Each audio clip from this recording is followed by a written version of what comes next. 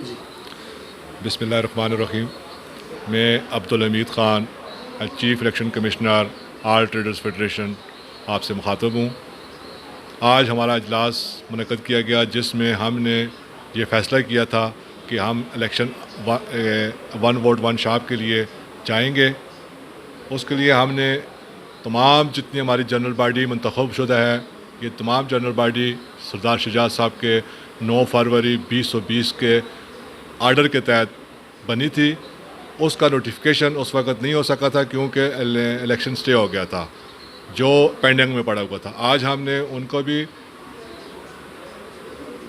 Registration जारी कर दी है और उसके साथ हमने इलेक्शन का शेड्यूल भी जारी कर दिया है, जिसके तहत हमारे पास 70 यूनियनें रजिस्टर्ड हैं, जिसके तहत हमने कागजात वसूली के लिए 15 अगस्त की तारीख मुकर्रर की है।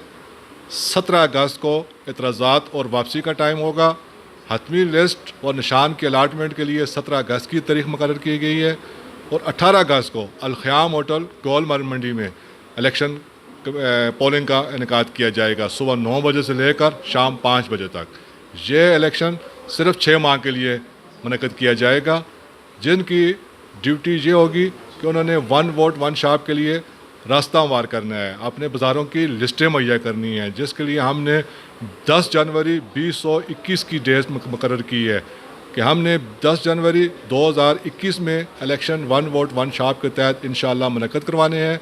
और उसके लिए हमारी जो जनरल बॉडी मंतखब होगी है, ये 3 साल के लिए मंतखब शुदा जनरल बॉडी है और इसकी ज़िम्मेदारी होगी कि अपने अपने बाज़ारों की लिस्टें मुहैया करें। शुक्रिया।